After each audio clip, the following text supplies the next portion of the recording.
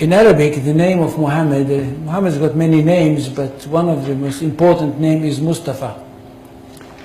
Mustafa in Arabic means he who was selected.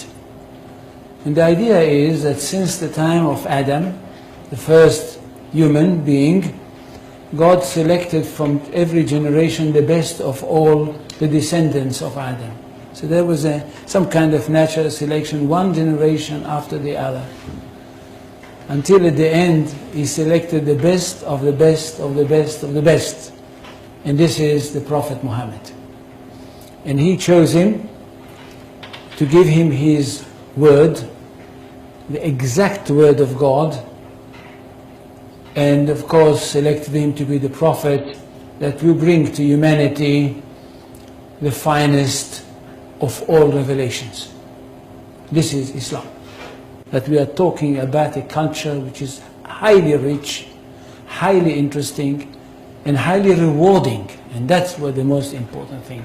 It's highly rewarding because it basically for the ordinary person, it's a very, very simple religion. I'm not talking about philosophers, I'm not talking about academicians, I'm not talking about the great theologians, I'm talking about the simple person for whom Islam is the most rewarding of all religions. At the end of the story, if he is a good Muslim and he dies, he is going to go straight into paradise, and paradise is described in the most colorful way possible in the Quran. And for this reason, I think we should speak about Islam with great respect. And not just, as I can hear some people say, well, it's Islam, it's nothing. No, it's not. And it's not a simple thing that a person like me and others like me in the academy, in fact, dedicated their life for the studying of this culture. Now, Islam is not a religion in the ordinary, simple way of thinking. Islam is a culture which comprises everything. And most of all, it is a culture based on revelation, and it is a culture which is based on a legal system. It is basically a legal system.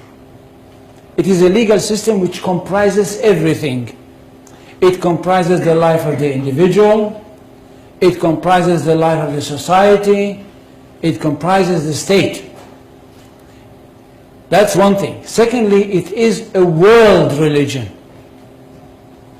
It's not like Judaism, which is not a world religion. It is connected with the chosen people and it's only for them. And it's not connected with the territory of the world, it's connected with one small country. Islam is a world religion connected with the world, and it wants to establish world order. For Islam, the whole world is one state. And all the people of the world are those people who live in this one state. Now when Muhammad came with this idea, the words came from God to him. And it says, I don't know how many people know Arabic here? They don't. So I will not quote in Arabic. In Surah 61, verses 11-13, we hear that God sent Muhammad with the true religion, with the right message, with the right path, in order that it should overcome all the other religions. Which means that there is only one truth. Jews and Christians, which are called the people of the book, had once their own truth, but they were not a very good custodians, and they falsified their books. That's why Allah had to send another prophet, a modern prophet, that should bring the last word of God and the only word of God, to humanity. This is the Quran. Nothing can be superior to it. And because of that, this religion is regarded to be one that stands on top of everything else.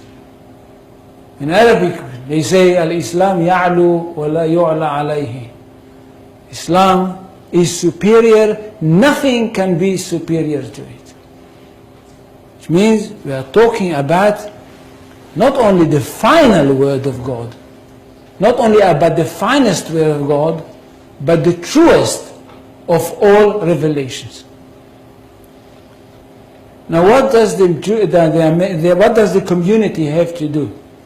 The community of the believers, those people that were lucky enough to have their hearts open and to have accepted the call of the Prophet Muhammad. What do they have to do? They have a mission in this world, to bring the word of God to the whole universe, or if you want, to the whole of this planet.